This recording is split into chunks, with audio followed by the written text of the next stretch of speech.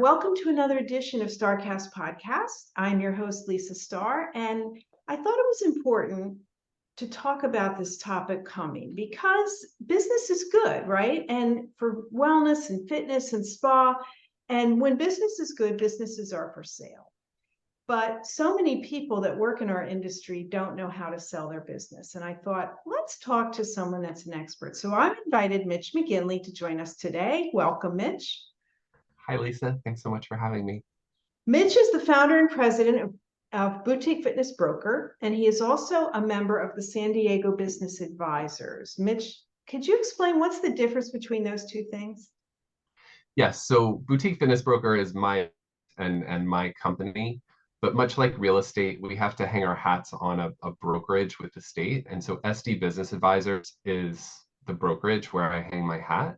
There's 18 different agents in my office. We all sell all kinds of business. But I'm one of the only ones that has a specific niche where I specialize in selling, boutique fitness.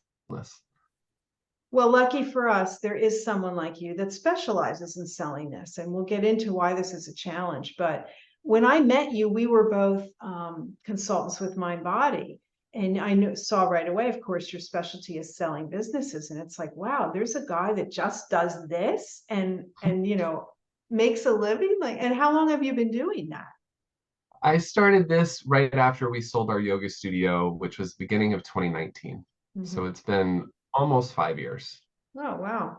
Well, let's go back for the audience a little bit, Mitch, into your journey into the wellness field. Like, when you grew up, you probably didn't think you'd be a fitness broker? Like, what was your plan?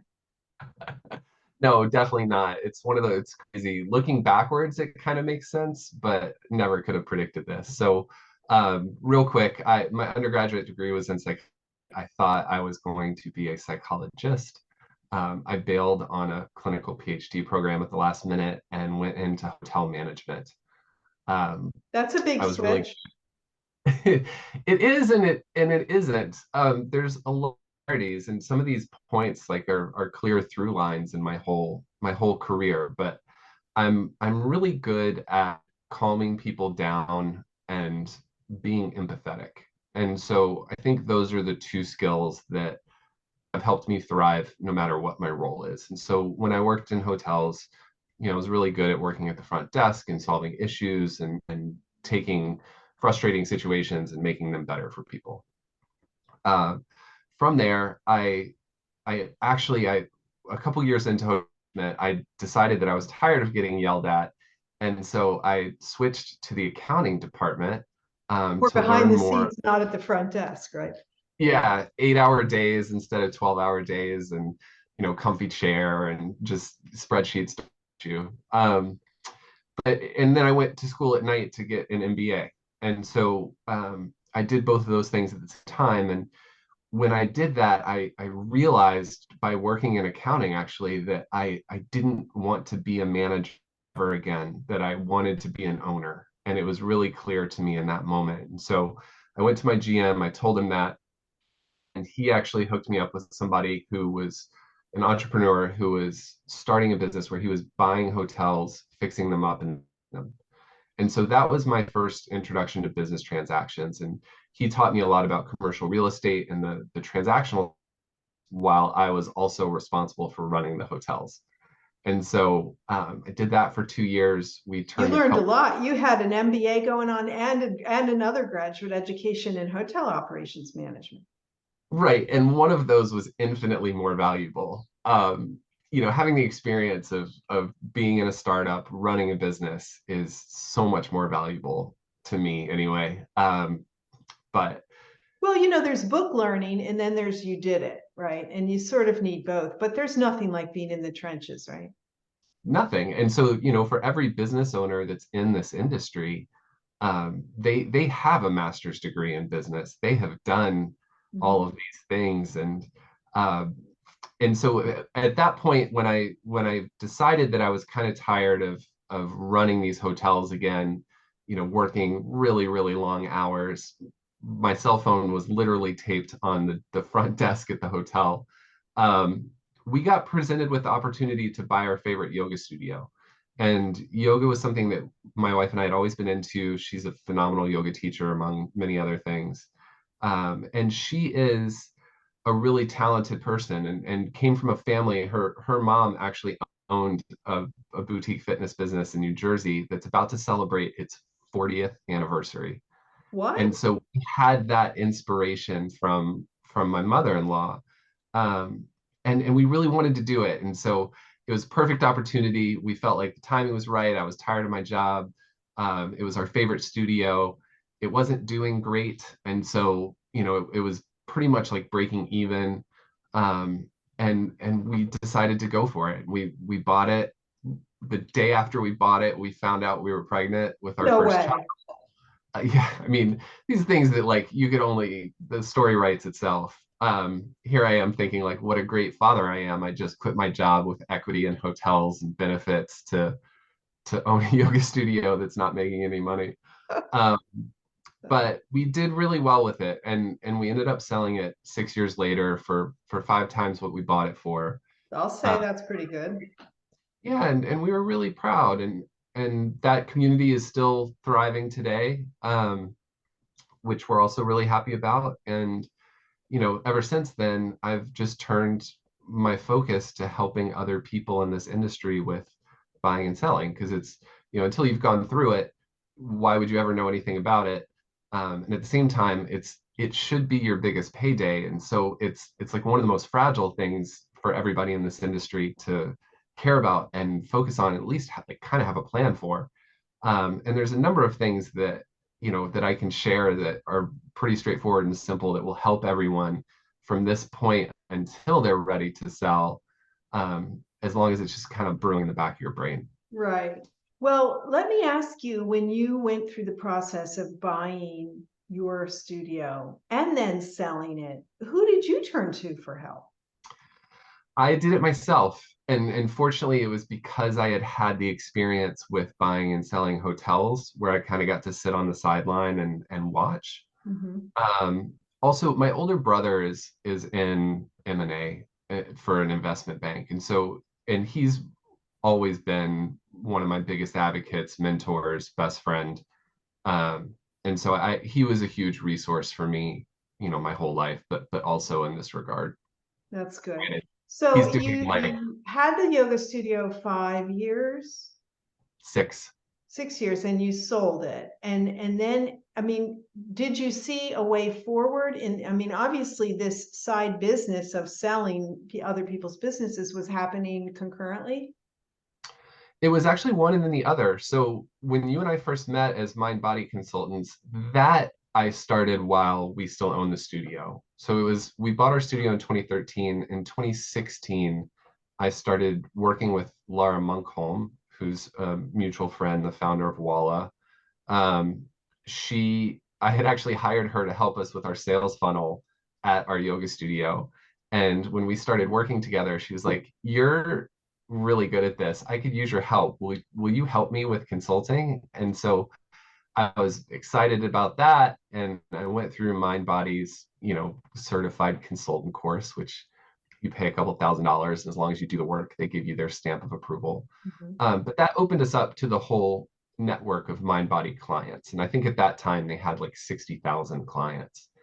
And That's so a I lot. started getting, yeah, right. I don't think it's that much anymore, but I started getting access to presenting at their conferences and MindBody University, where we travel around the world and get to teach people about being better studio owners. Mhm. And so that was a really wonderful opportunity for me to grow my network and interact with studio owners, spa owners all over the world. And that's what allowed me, after we sold our studio, to then sort of pivot my focus to be the guy within that community who helps people sell. So how did you get your first customer to sell? Um, it was actually my very first one came from the business brokerage that I signed with. Um, it was a personal training gym in Solana Beach. I live in San Diego. It's just north of me. Um, and they had reached out to the company at that point and wanted to sell. And as I was coming on, it was a perfect lead for me. And so they just handed it to me. And fortunately, I was able to make it happen about 4 months after I got licensed. Mm-hmm. So let's talk about what you need to know. I mean, for listeners who own a fitness business, a spa, a salon, something wellness oriented, what's sort of the framework that they should be thinking about, Mitch, or how would you explain it to them if they're thinking, well, I would like an exit strategy? And let's talk about that also. I mean, you said your payday's at the end. Do you see that often where people are not taking money out during the course of running the business, but they sell it for a profit? They're parallel to each other. So I think the best place to start is with valuations and how do I value my business? Okay. And an asterisk here that valuations are opinions and everyone can have one. And so, a lot of times sellers in particular feel like their business is worth more to them than it is to sell to They someone else. always do. Of course, they think it's worth more, right? Yeah, and that's okay. That's a very normal feeling.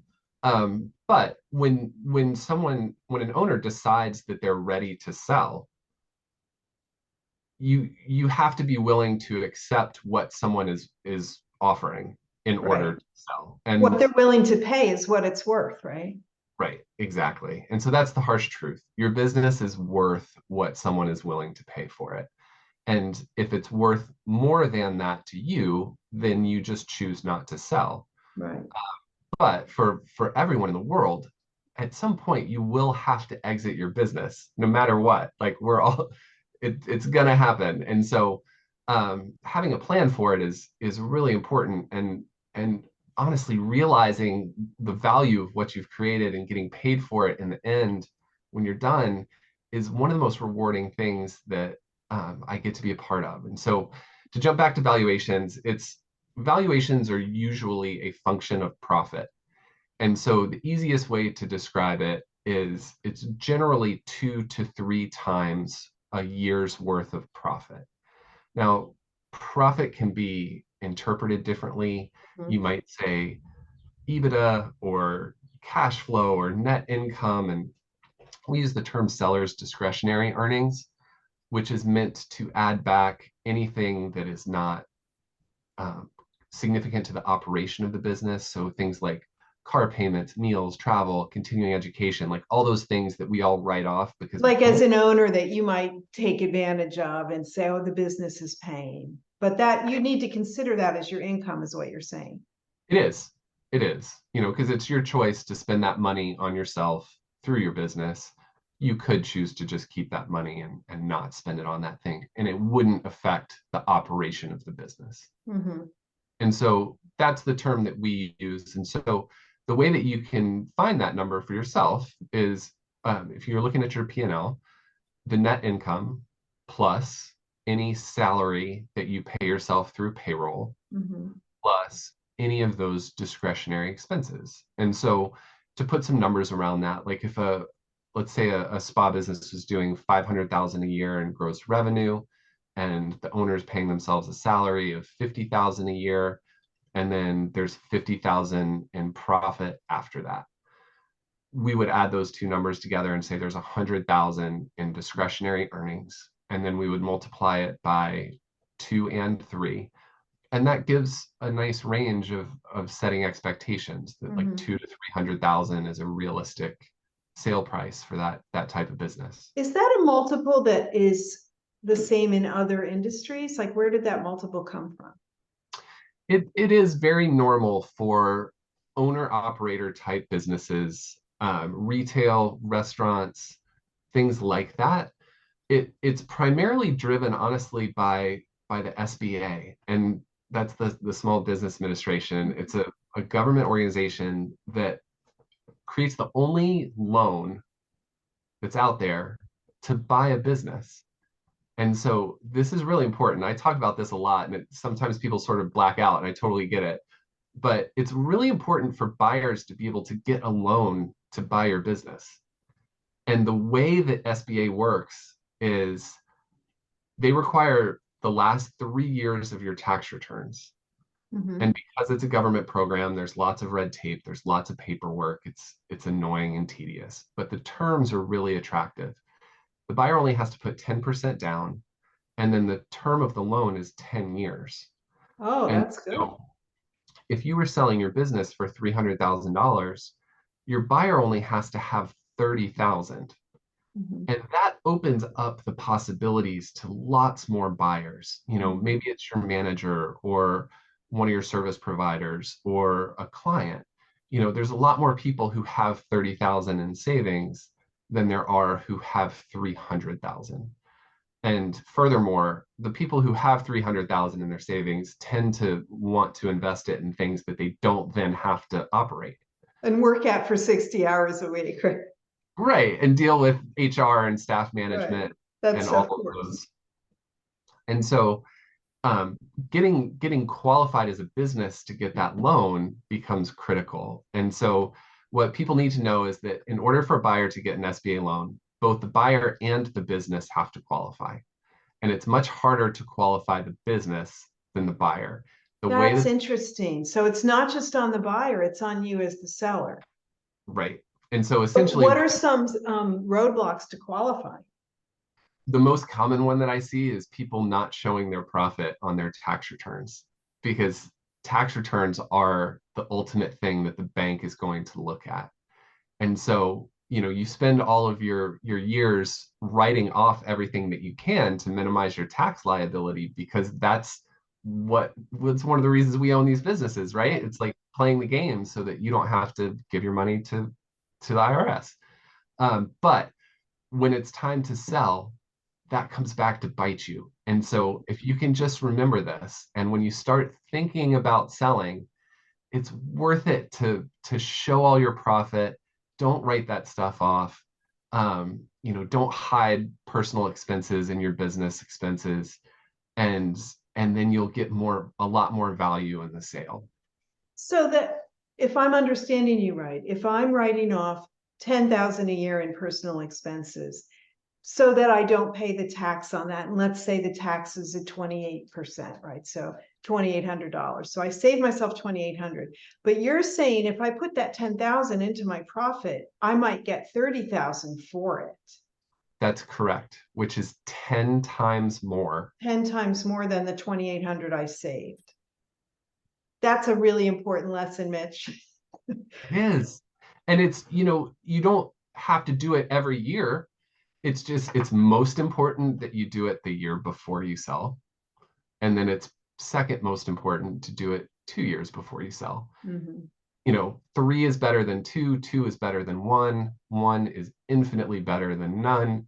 So that's just, especially at a time like we're coming up on the end of the year, people are going to start filing their taxes again in a couple of months. Like, think about this, talk to your CPAs about it, and make sure that you're really clear on what your goals are for next year.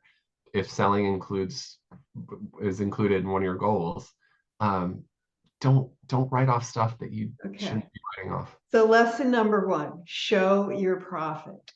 I guess it goes without saying, but you need to have reliable, financials to show. I mean, we Critical. see both of us, I'm sure we see plenty of businesses. As a consultant, that's the first thing I do is say, let's look at your P&L. And it's like, sometimes it's really helpful and sometimes it's not helpful at all.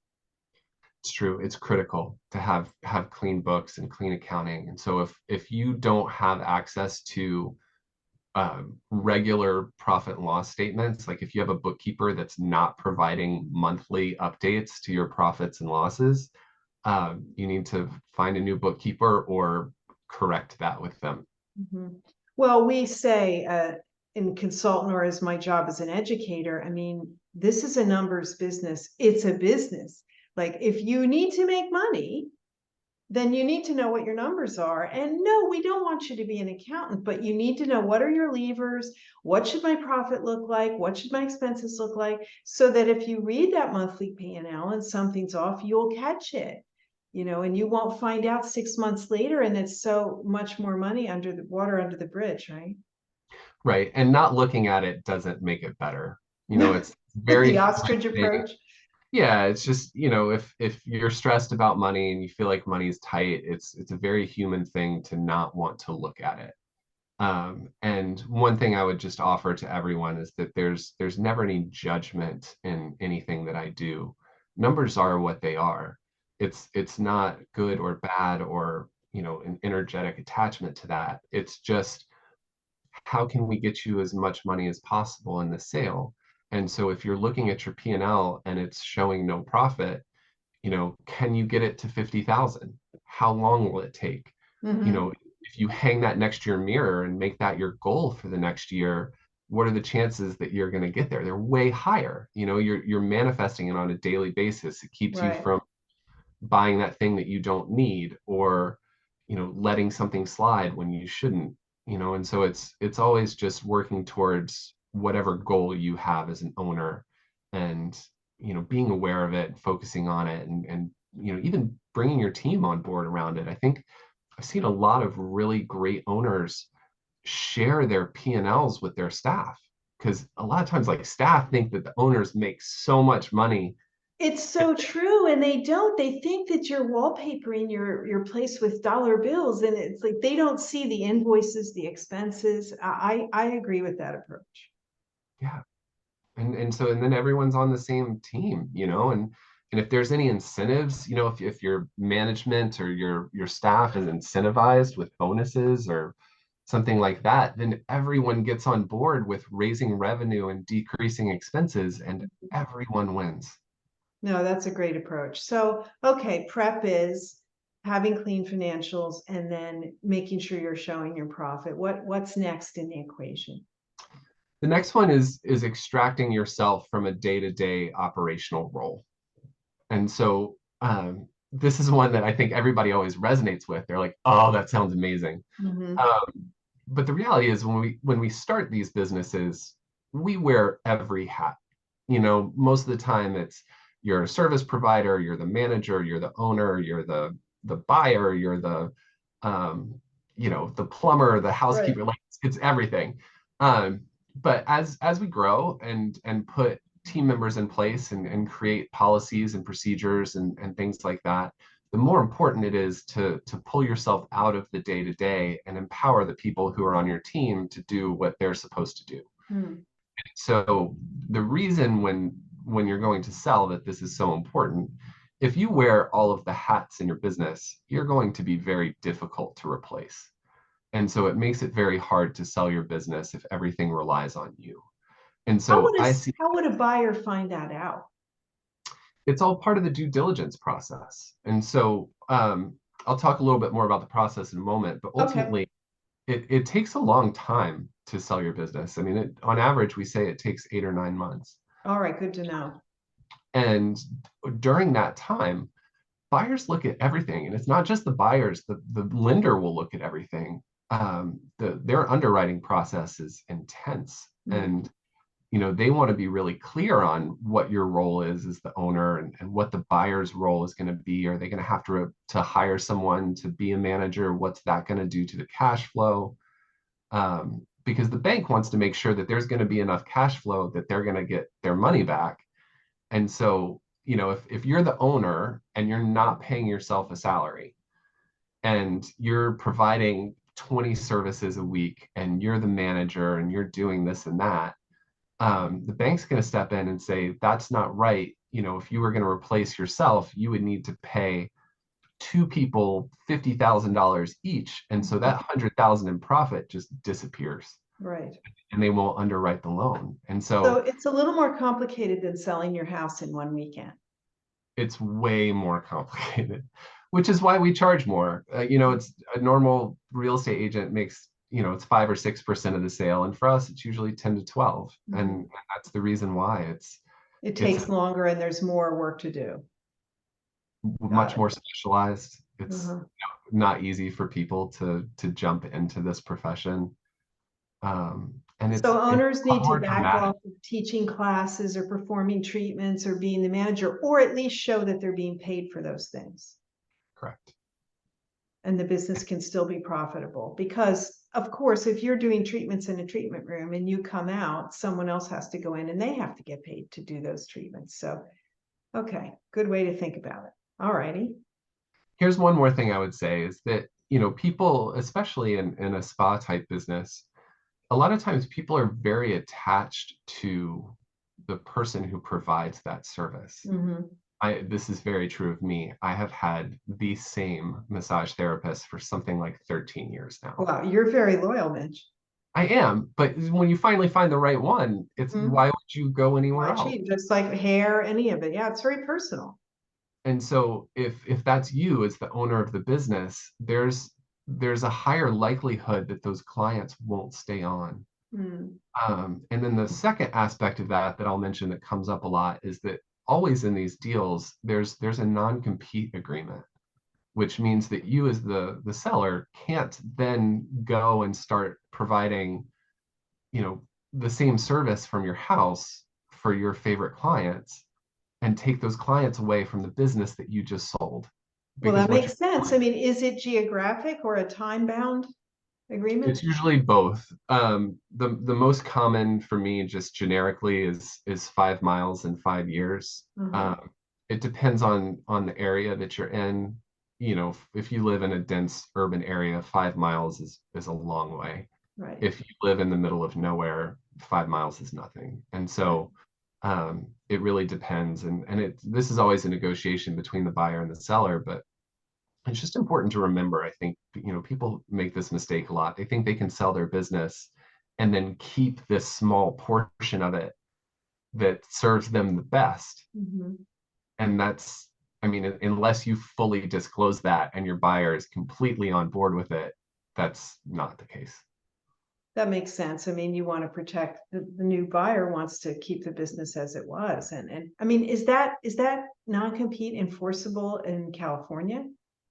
Ooh, that's a lawyer question, Right. which I am not a lawyer. I do have access to a lot of these conversations, and I will say that it's certainly a debatable question. Mhm. I've seen people take both sides of that argument. But even just on an energetic level, I don't, it's not right to sell your business on how much money it's making and then take a portion of that business away. No, it's You know, bad karma. I- Okay, good to know. I mean, and in other states, of course, they don't have the stringent requirements California does. But I suppose you also have that just because you want people to think really clearly about what they're doing and the impact it's going to have on them and the people that buy it and all the customers as well. You have to think about this.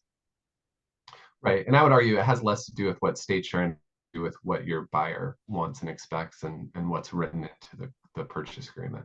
Okay. All right. So now next, what is the thing we look for?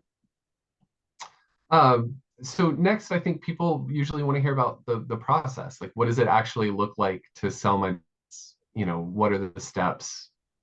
How do I do it? And so I'll start by saying that it is a difficult process. It's usually a very emotional one, for anyone who's started their own business and birthed it and grew it, raised it, and turned it into the mature adult that it is now.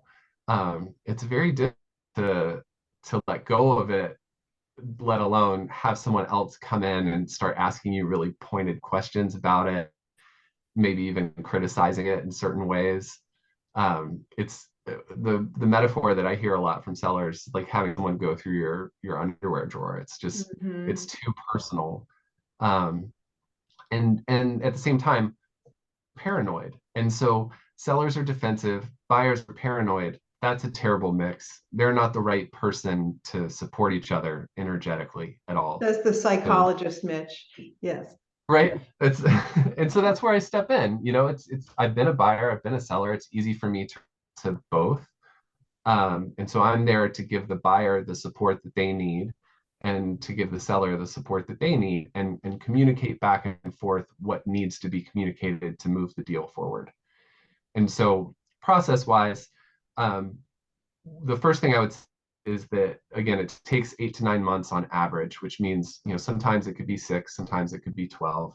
Hmm. Um, usually starts with a valuation. Like I would do a consult with somebody, ask them to send me their P&Ls, do that exercise of adding back anything that we could add back, and then ultimately suggest what I think the right asking price would be given the situation. If the seller's in agreement, then we sign a contract, much like a real estate agent. It's like a 6-month exclusive right to sell agreement. Is out our fees, expectations, very normal in that sense. From that point, we then market the business for sale on a number of different websites. bizbuysell.com is the main website. That's biz, B-U-Y, sell. Correct. BIZBUYSELL. And it's a website. If you've never been on there, it's the Craigslist of businesses for sale. And having been a business owner, I think anybody can look at that and have fun thinking about all the things that they could do and make more. But in addition to that, we're actually big advocates for owners and sellers to be at least a little bit open with their team and their community about their intention to sell. And this usually freaks most owners out. I think it's very sure, normal. because it could be 6 months till you do. It could be a lot longer. It might even, what I usually recommend, honestly, is that you start having these conversations years before you sell. And that makes it less scary or threatening for staff. But it humanizes it. And like, there's no reason for anyone to be surprised that an owner wants to sell their business. Like I said before, like, everybody has one to do does, it. right? But if it's not happening right now, you can phrase it in a way that's like, hey, Lisa, I know that you're really into this, you're doing great, you're taking care of this business day to day. I want you to know that like I'm thinking about my next chapter, and I think in the next couple years I'll be ready to sell this business and move on. And I can't think of anyone better to take over than you. And so if you're interested, let me know. I'd be happy to talk about it anytime. I'd be happy to help support you and show you more about what it's like to be an owner. But obviously, no pressure. Again, this isn't going to happen anytime soon. I just wanted to put it out there because I would love to keep it in the family. That's it. And I call this planting seeds. And so what you've done then is you've, one, given them a heads up that you're thinking about this on any level. Two, you've given them the huge compliment. Everybody always receives that as an enormous compliment, which they should. That they have what it takes to be that person. And then it gives them time to go figure out how they're going to do it, if they want to do it. Maybe they have a corporate job that they hate and it gives them time to get out of that. Buying a business is a huge decision. It takes people a significant amount of time to wrap their brain around it. And so anyway, sorry, I'll get off this soapbox, but it's, so we market the business to the public, and then we encourage the owner to approach a couple people in the community as well, because more often than not, those people are not looking at Biz Buy Sell to see if that particular business is for sale. Could some of these people be your clients? Absolutely. Like what happened to you and your wife? Yeah, ours was actually a competitor. So I would put clients, competitors, staff, managers all into a bucket of people who are within the community. And let them know. And how far ahead, you're saying a year, maybe more? Yeah, anytime. Anytime. I mean, there's truly, I don't think that harm can come of this. I think people are always worried about someone quitting. There's no reason for someone to quit upon hearing this news, especially if it's not imminent or there's nothing to be afraid of attached to this. Where I do hear people worry about quitting is when owners say, I'm not making any money, I'm either going to have to sell this or shut it down. That's a different statement. That's very different than, I have this amazingly successful business that I'm going to have to step away from at some point. Are you interested in taking over? Okay, good to make that distinction.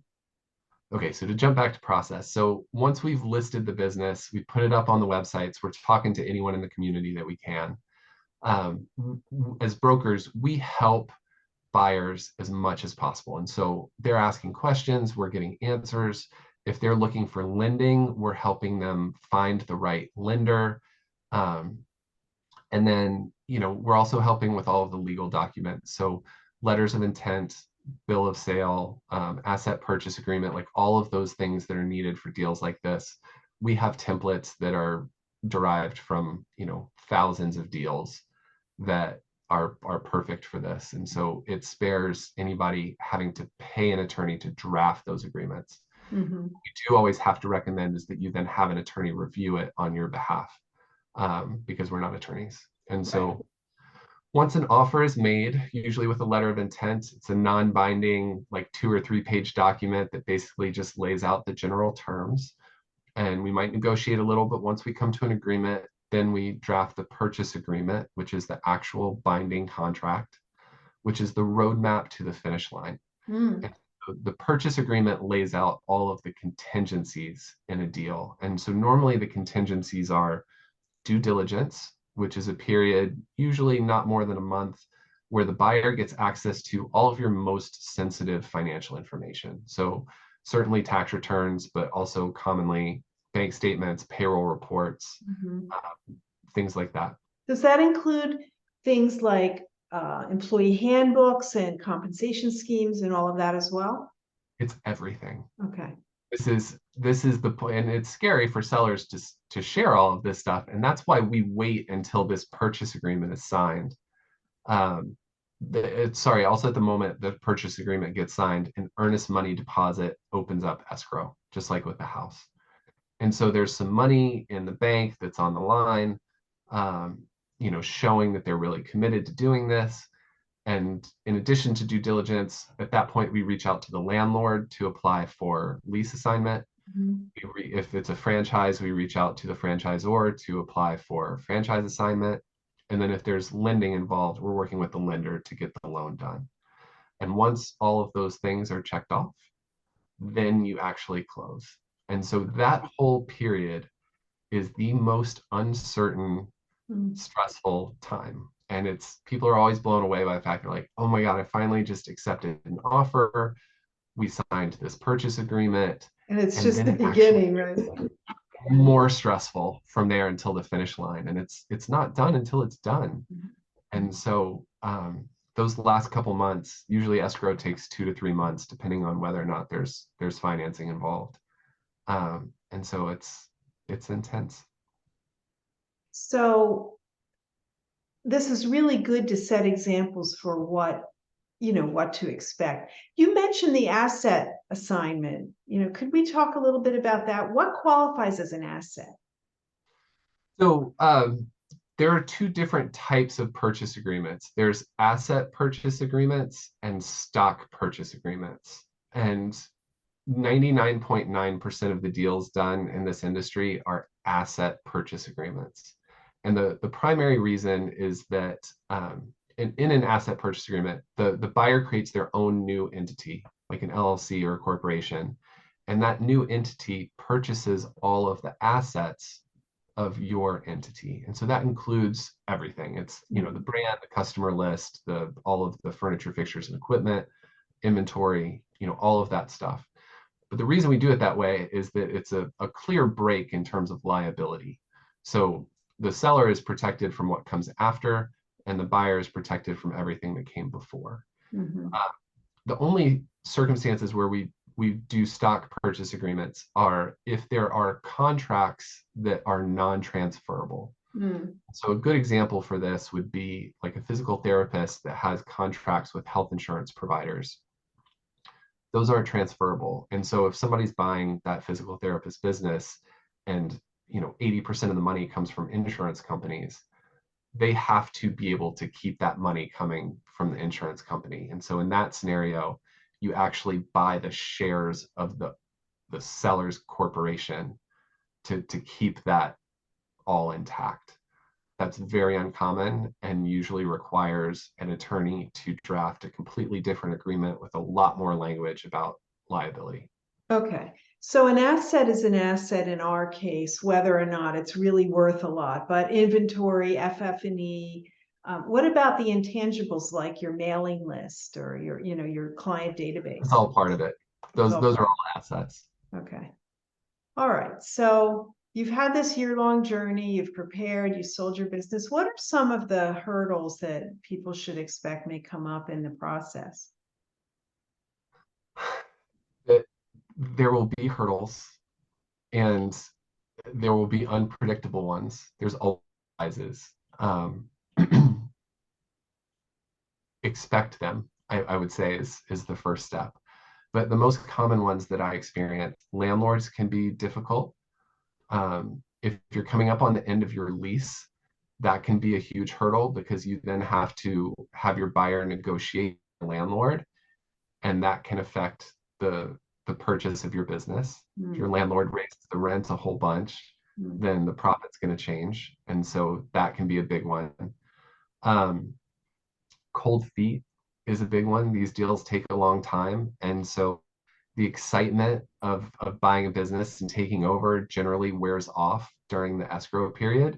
And everyone has like a family member or friend who's in their ear telling them that this is a bad idea or that the valuation's too high or that the sky's going to fall, like in any number of things.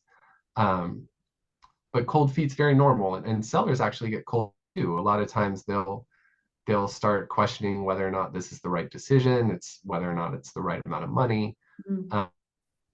Those things are all very normal. Attorneys can be difficult if you don't have the right kind of attorney. The role of the attorney should be to get the deal done, not to make it so good for you that the other party isn't going to move forward. And then lending. Lender banks are probably the most difficult part of everything I do. They take a long time. They ask for a ton of paperwork, and for SBA loans in particular, it's you have to, I mean, the things you have to do are crazy, but like as a buyer, you have to get a life insurance policy that's just for the lender. You let them put a lien on your house.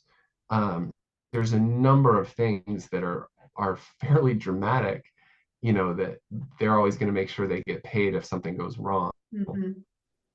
Those are the biggest ones. Can we elaborate for a moment on the SBA loan approach? I mean, you go to your local bank for that option, correct? Yes. So SBA is a government institution, but banks all over the country are part of that program. And so every bank is allowed to admit loans, but they have to follow the SBA's guidelines. And so it's fairly consistent between banks. At the same time, banks have their own judgment about whether or not they're willing to lend to you. So some are harder than others. But in general, it's safe to say like big national banks are much more difficult to work with than like your local credit union, especially depending on the size of the deal. Like Bank of America or Chase isn't going to touch anything that's under $500,000. Truthfully, they want 5 million or more. Your local credit union might be part of the SBA program that does loans under 250,000. And so they're just a lot more geared towards smaller local deals. And I guess it behooves the bank because the SBA is partnering with them in essence and helps to underwrite that risk. Yeah, they're actually insuring it. And so if something, as long as the bank follows the right guidelines, if something goes wrong and the buyer defaults, they can actually turn to the SBA for an insurance claim. Okay, Mitch, let's talk about something that's common on the salon spa side, spas and wellness businesses in particular, which would be the outstanding gift card liability.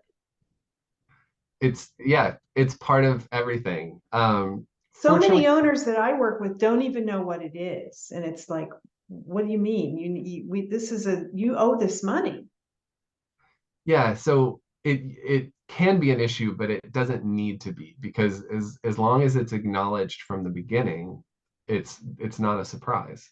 But you're absolutely right. The reality is that even though these are asset purchase agreements, which is intentionally keeping the buyer from assuming any debts that the seller has, the one liability that they inherit is the outstanding gift cards, or Mhm. if it's a fitness business, like outstanding class packages, Mhm. you know. And so in that regard, that's money that you as the seller have already taken for a service that you have not yet provided. Right. And so if your buyer takes over, they're on the hook for providing that service, but they didn't get paid for it. And so it's all I would really say about this is that it's really important to know what the total amount of outstanding gift cards or liabilities are, to disclose it from the very beginning, LOI stage for sure, and to come to an agreement about it. And generally, the best agreement that I've ever found is 50% of the outstanding value, because Should be a lot, where? In cash? just as a credit on the deal. So if it were a $300,000 deal and you had 50,000 in outstanding gift cards, shifting the purchase price essentially from 300 to 275. Mhm. And that protects the buyer, that they're getting something for those outstanding packages, but it also, the seller's not paying dollar for dollar on it, because who knows if those things are ever going to get used. It's also probably a client that's going to continue to buy things from the business, and so there's benefit in handing over that. Mhm. And 50% is, both sides are usually equally disappointed with that, which makes it a fair deal. Equal disappointment. What a great approach. Now, how about memberships, Mitch? Fitness or spas that have a membership program, how is that impacted? It really helps. And recurring revenue is the driver of this whole industry, and the industry is largely based on this model. And I've seen more and more salons and spas create membership programs to have that recurring revenue. And so it's really attractive to buyers, because they have more faith that there's consistent income on the horizon. um, Generally, when we're talking about like packages and things like that, memberships don't come into play, because the money comes in every month, and so there's no need to like prorate. You'll just get paid next month. And so that's really helpful in that regard too. Well, it certainly sounds good to have recurring income. I guess as a buyer, are you worried that those will stay? I mean, that they will continue to do business with you? How, as a buyer, can you mitigate that risk of people leaving the business once you take over the clients? It's an important question, and so I would say again, it's important that the business not around you as the seller. If there's no incentive for employees to leave if their job is safe and their income remains consistent. Mhm. And so as long as those things are true, there's really no reason for a buyer to be afraid. It's a normal fear. I mean, some level of fear is understandable, but I don't see that happen in practice, as long as a new owner doesn't come in and cut people's pay. um, it should be all right. So I'm curious, in your case, Mitch, you and your wife sold your yoga studio. She's an instructor. Did she go to work for someone else, or did she decide to stay home and raise your kids? um, well, we had a non-compete just like everybody else does, and it was 5 years. Um, and we live in a small beach town in San Diego, and so it meant that she couldn't teach, anywhere near home. And so um, she actually stepped out of teaching in the studio, and then COVID happened, honestly. Right. Um, You had good timing. well, yeah, and then except that I went to try and sell these businesses. Um, Nobody was buying them during Right. COVID because they were all shut down. But she had actually, this is kind of crazy. She wanted to start teaching online more when we sold at the beginning of 2019. And so she created a platform through NamaStream in 2019 and had a membership model based on that. And so when COVID happened, it exploded. She already had everything in place, Mm. and hundreds of people joined. Um, since then, times have changed, and so she's very eager to get back into the studio and connect with people in person. Our non-compete is up on January 1st, and so I'll be curious what she wants to do next. Well, But good luck to her. And it sounds like it's been really good for you. Your practical experience has really helped you fill a niche that is needed, in this industry. Any other words of advice for listeners?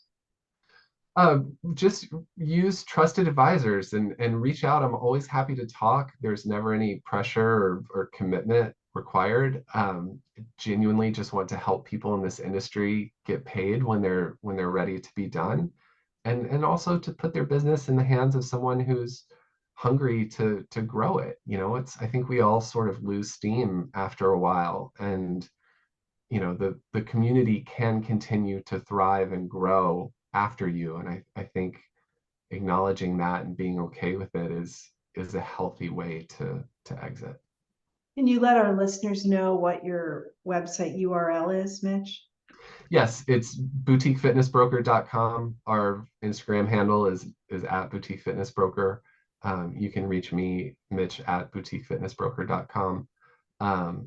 And you're welcome to just follow along on social media or join our newsletter. You can download our guide on how to sell your business straight from our website. We're here to help and genuinely just want the best for everyone in this industry. Well, thank you for illuminating us today. And honestly, you're the nicest, calmest guy. If I was going to sell my business or buy it, I would definitely want to do it with you. Thanks, Mitch, again for joining us. Mitch McGinley of Boutique Fitness Broker, San Diego. And I will see you sometime soon at the next conference, I'm sure. Thanks so much, Lisa.